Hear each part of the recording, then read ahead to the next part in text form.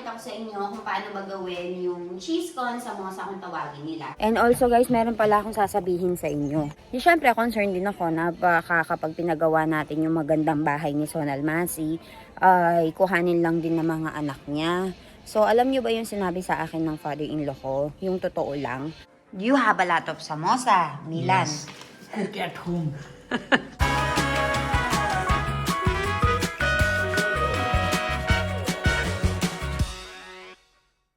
Guys, magandang umaga. So, ayan, magkape tayo. Actually, guys, nahihilig na ako sa kape ngayon.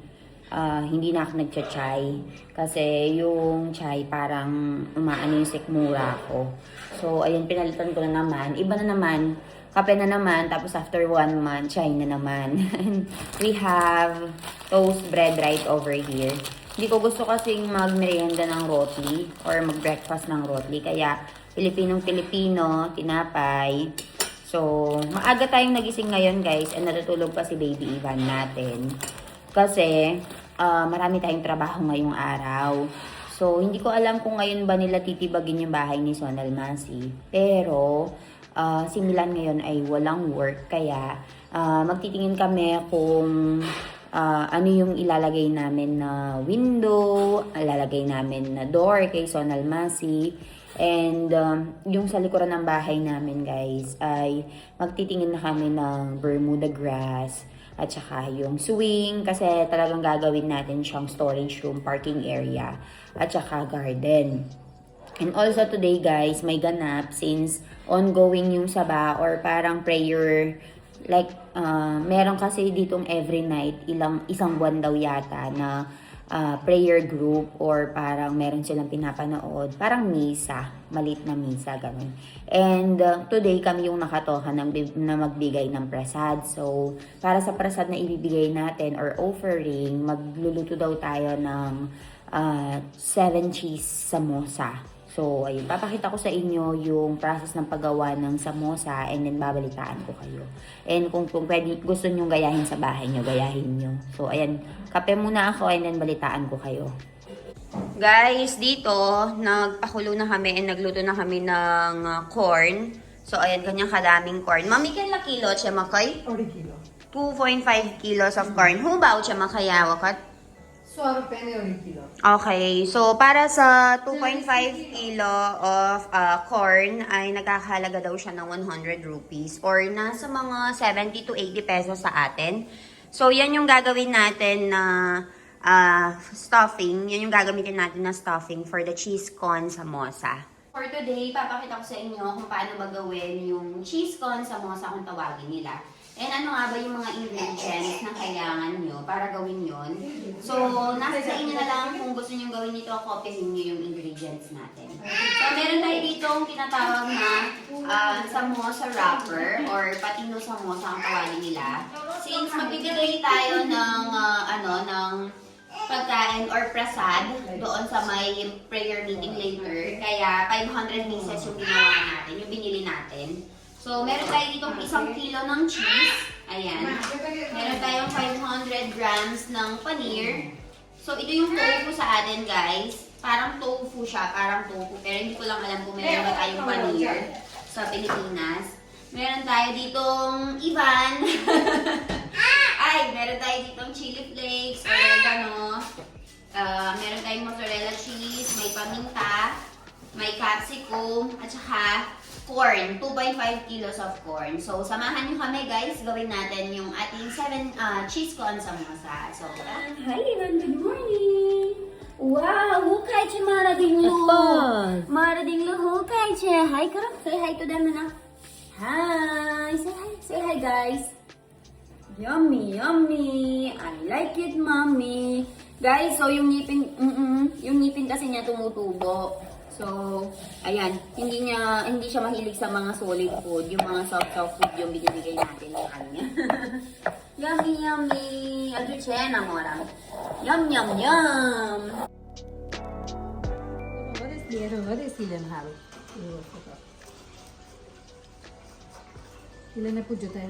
Now we are getting the corn.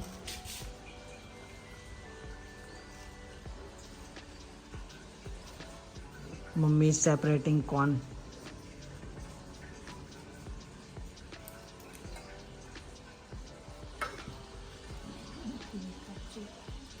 Mummy આવે શું નાખ્યું તમે મકાઈ નાખી ચીઝ નાખ્યું પનીર પેલું ચીઝ ને હવે મીઠું નાખી દો Okay. Mozzarella cheese. Okay. જો આમાં મકાઈ છે, mozzarella cheese છે, પેલા normal cheese અને આ hot china છે જો માસી અને પનીર. અને શું કરશ માસી? મકાઈ છોલું છે હા મકાઈ. એટલે capsicum નહીં કર્યું હજુ. Okay. નમક. ચીઝમાં મીઠું આવે લોકોની ચીજ નાખે સાચી વાત છે. થોડું નાખજો. મરી Mari. Guys, so ayan si Mommy, naglalagay siya ng iba't ibang mga ingredients na. So yung mga makay natin or yung corn ay iniisa-isa na nila. Tapos meron tayong mozzarella cheese. Ayan, chili flakes hot naiko. Merong chili flakes, meron tayong normal cheese, may paneer. Ayan, itong ginagawa ni Masi dito ay paneer yan, guys. Meron tayong oregano dito. Oregano, chili flakes, salt.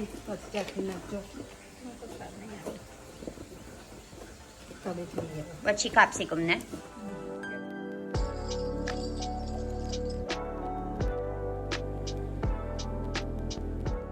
Mami, o kam at labada sara chef mailata medyo ne? Ah?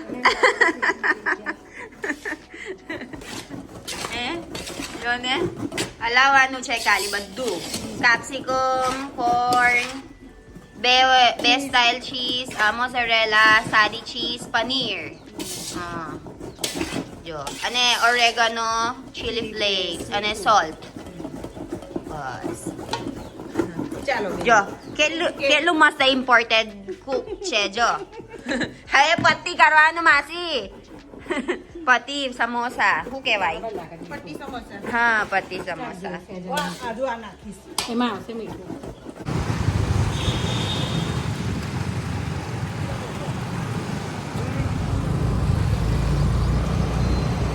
Malapit na yung festival nila na Kite Festival, guys. Kaya kung napapansin nyo, ang dami nang nagbebenta ng mga torotot, ng mga kites, and busy na yung market.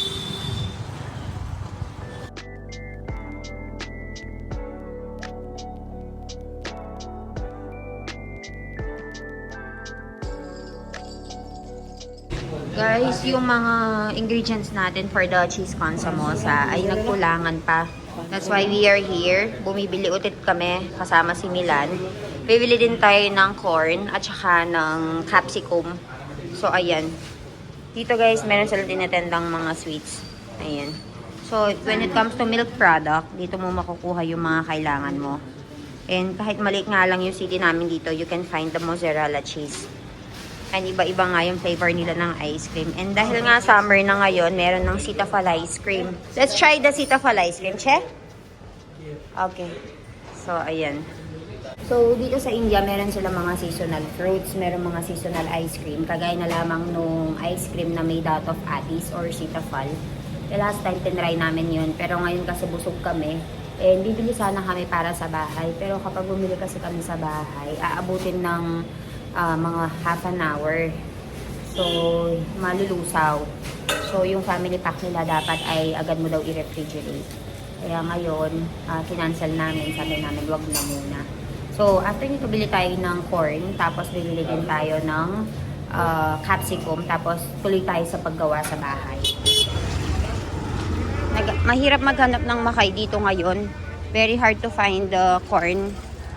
Kaya lilibutin natin yung buong market kasi hindi pwede. We have to make a lot of samosa. Kasi kulang yung ginawa natin and kulang yung binit. Milan makay? American makay siya, uncle? Kila? 40 kilo. Haro? Oo. 1 kilo. American. Na, American jo eh. 1 kilo karo. Hara jo. 50 से 40 100 kilo Haro pa ini. Chalo. So guys, ang presyo ng corn nila dito, American corn, ay nasa 40 rupees o mga 20 pesos, ganyan. 30 pesos. So, ngayon, hanap tayo ng capsicum. Let's go and find capsicum inside. Sa bungad yung mga nagtitinda ng mga prutas-prutas. Dito naman, ayun, ay, parang sa resas, so. Ayan, ang dami nila. Ayan, ganyan sila. Pareho lang sa Pilipinas, guys. Pero ang problema lang dito, may mga pakalat-kalat na mga kalabaw. Capsicum no. So, bumili tayo ng 500 grams nitong capsicum or bell pepper. Nasa 30 rupees yan or mga nasa 20 pesos sa atin. 500 grams na. Tsala. Tapos na naman po ang araw and papakita ko sa inyo kung ano na yung update dito sa pinapagawa naming garden and kung ano na nga ba yung natapos nila. So, ayan na po yung natapos nila ngayong araw, guys. Ito na yung pangalawang araw ng paggawa nila. So, hanggang dun sa pinakadulo ay tapos na nila yung isang side. Tapos, bukas daw ay ito naman yung tatapusin nila. Ayan siya. And ito, guys, inalis na po nila yung lemon dito. Inalis na nila lahat ng mga halaman. Kaya open na yung garden natin. Open na yung space natin dito sa pinakalikuran. Guys, kaninang umaga ay nag-hire din ang biyanan ko ng 3 workers na siyang maglilinis nitong bakuran namin. So, inalis nila yung lemon. Inalis nila yung 2 lemon yung kinat nila. Tapos, ay nilinis nila. Sinilaban nila yung lahat ng mga dapat silaban. And, kanina din tinawag na natin yung maglalagay ng maglalagay ng lupa kasi papatagin. Yung kabilang part ay garden, yung dito naman ay parang parking lot na may kasamang storage room. So, update ko naman kayo sa mga kaganapan dito, guys. Everyday naman may vlog tayo, so makikita niyo yung progress. And ngayon nga, kami yung magbibigay ng prasad doon sa mga kami yung magbibigay ng prasad doon sa mga pupunta and attend ng saba. So, ayun, dahil kami magbibigay, kami yung gumawa. Yung iba, guys, bumibili lang sila ng mga snacks or bumibili lang ng mga chichirya. Tapos, dinidistribute. Pero kami, pabibo kami. So, dahil pabibo kami, ayun, pinakamasarap yung sa amin. Papakita ko sa inyo, naka 5 piraso. 300 to 500 pieces yung target ng binan ko. And I think na-accomplish naman niya yun. And nagbigay din kami ng kaunti doon sa mga tumulong. So, ayan, balitaan ko kay guys. Ayan na. And I think ito, aalisin nila dito to. Ilalagay nila doon sa kabila. Ayan na. Tingnan niyo yung mga roots. Pinapreserve nila yan. Yan yung roots ng gabi. So, para sa patarvelli na pana nila. And also, guys, meron pala akong sasabihin sa inyo. So, yung biyanan ko, guys, heart to heart talk niya ako. Kasi nagtatanong ako kung kamusta ba yung mga anak ni Sonal Masi. Siyempre, concerned din ako na baka kapag pinagawa natin yung magandang bahay ni Sonal Masi, ay kuhanin lang din ng mga anak niya. So, alam niyo ba yung sinabi sa akin ng father-in-law ko? Yung totoo lang. Sabi niya sa akin, dalawa yatang anak na lalaki ni Sonal Masi. Yung parehong pangit yung ugali. Yung anak lang na babae, yung maganda yung ugali. And tinatrato si Sonal Masi ng tama.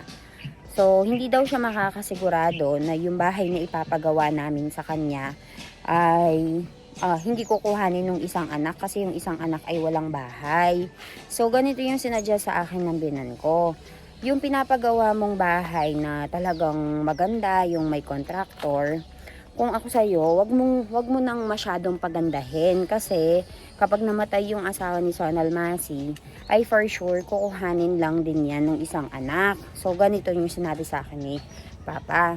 Ang gawin mo na lang, make it comfortable para sa kanya.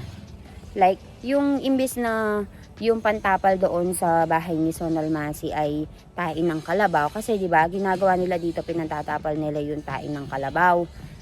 So, dahil pinantatapal nila yung sa tain ng kalabaw, pangit tignan, di ba?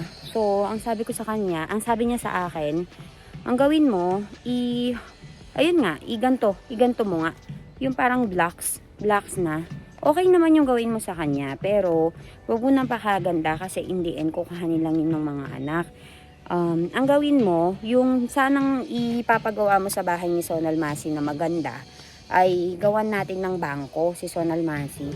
And doon natin ilagay yung mga sobrang pera, pati yung mga nagbigay ng kaunting donasyon sa kanya, doon mo ilagay sa bangko niya. Para at least sa kanya lang yun. And hindi kuhanin sa kanya ng mga anak niya kasi sa kanya lang nakapangalan. And kapag gusto niyang kumuha ng pera, tulungan natin siya na mag-withdraw. So, ganun yung sinadya sa akin ni father-in-law. Kasi tama nga naman, parang ako nagustuhan ko yung suggestion niya na imbes na pagandahin ng bonggang-bongga na talagang pang mayaman, alam niyo naman, pang kontraktor, simplihan mo na lang yung gawin mong bahay sa kanya na yung magiging komportable sila.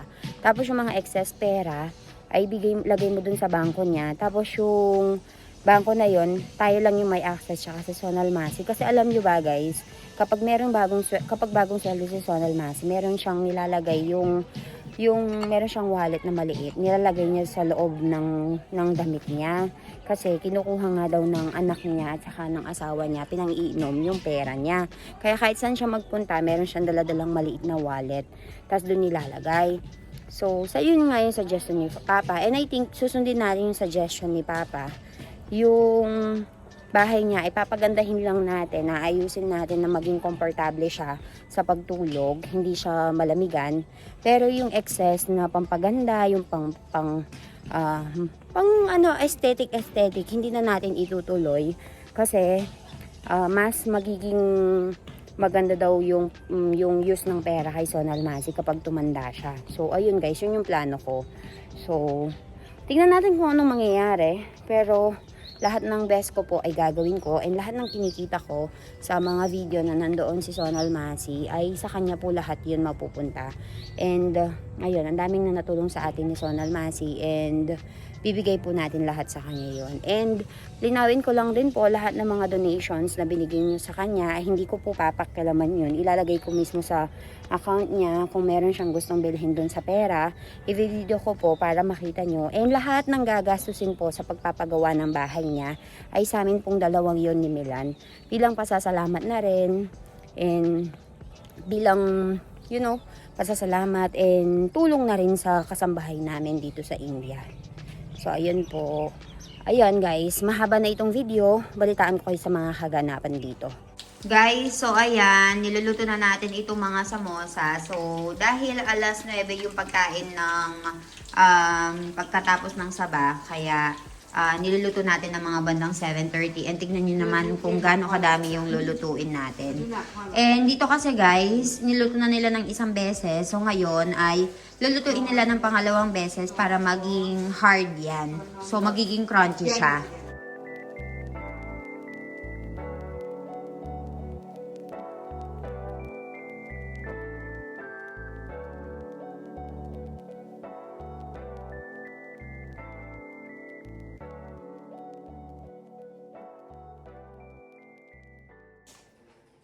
You have a lot of samosa, Milan. Yes. Cook at home. Wait. Move. Diyan. It's very dark pala.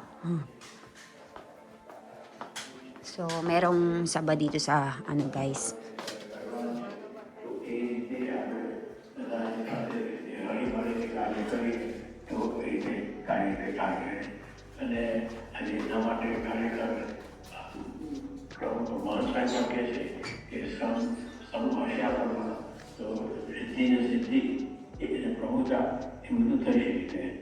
એટલે ખાસ તો જ્યારે તે શું છે આપણા કાર્યમાં જ્યારે આપણે બધાની સેવા લેવી હોય અને જ્યારે બધા સ્વરો દોષાર આવે ને ત્યારે એમને બધાને નમ્રતાથી દરેકથી વૃત્તિ એને સમજાવીને કે આપણે શું પ્રાપ્તિ થઈ છે, આપણે કેવા બાપા મળ્યા છે, એનું કેવું કાર્ય છે, એ બધું સાથે કરીને કે આપણે જીવનમાં ઘણી જ બાપાના એમ શ્રી કૃષ્ણ ભગવાને બહુ તોડું.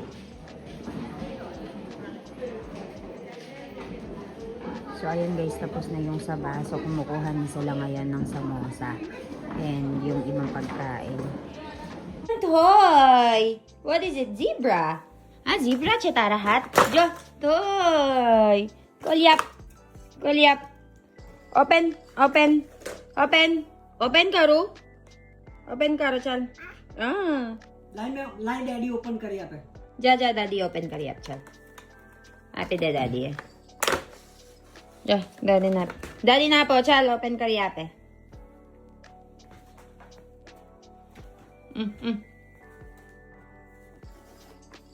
પેલા કાતર જોઈશે ના ડેડી, બાકી નહીં ઓપન થાય.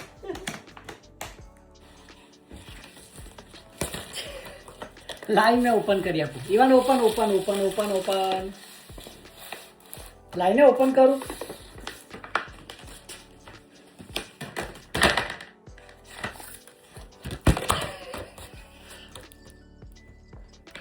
ચાલ લે અહીં જો ડેડી ઓપન. અહીંયા દાદી ઓપન કરો જો. એવું દાદી જા દાદી. વાવ કરી આપ. ચલો આ હું છે ઇવન જો. એવું એના રમકડા કરતા પેલા ગમશ. Guys, ina-open namin itong toy ni Baby Iwan na binigay ng Tito Jainik and Tita Grunda niya. એવું જો આવું. Wow! Hit! Iwan, give it a mano. Ya. Chup! Upar Chairo. Chal.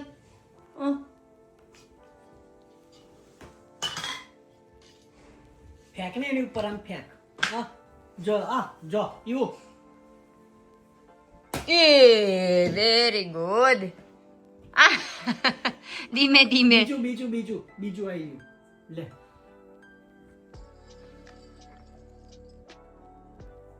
Yay! જો ડેડી કરે જો. ઇવાન હા Yeehaw! Char. Naglalaro sila ng daddy niya. Thank you, Tito Jainik and Tita Vrunda. Ajo, katar ka rin na. Yay!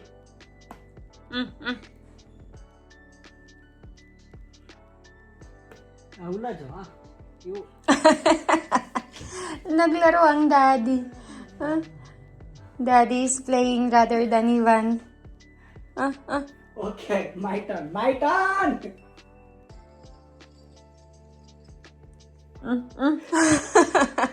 Yay! Yay! જય પરત કર. Tingnan niyo naman to, guys. Tignan niyo, paikot-ikot lang siya. Gusto niya mag-ikot-ikot tapos hanggang sa matumba siya.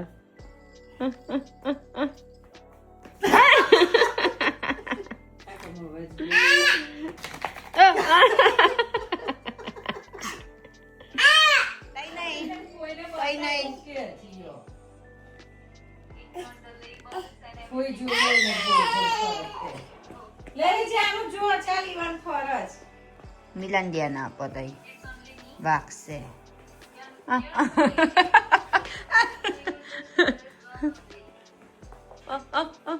Paikot lang. Ikot. Ikot lang.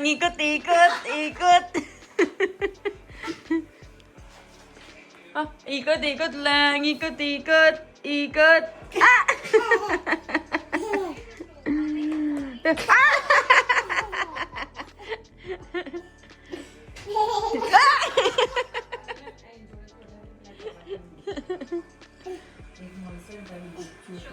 અહીંયા જશે જો ને અત્યારે. Oh, daddy.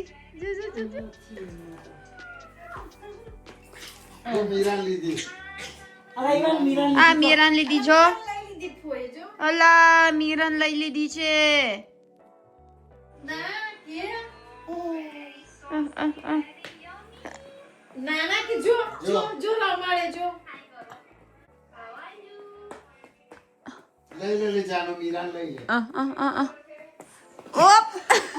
Ba?